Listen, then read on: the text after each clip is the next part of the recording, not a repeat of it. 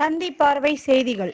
அது சுதந்திர தினத்தை முன்னிட்டு ஏபிவிபி மதுரை சார்பாக மதுரை ஜெயஹிந்தபுரம் பகுதியில் மூவர்ண கொடி திரங்கா பேரணி மற்றும் கொடியேற்றுதல் நிகழ்ச்சி நடைபெற்றது.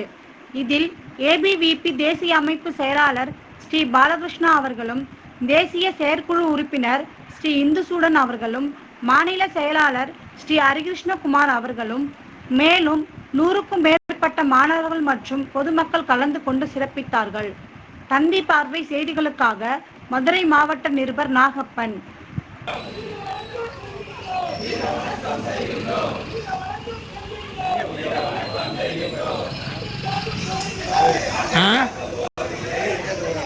தெரில என்னன்னே தெரியல.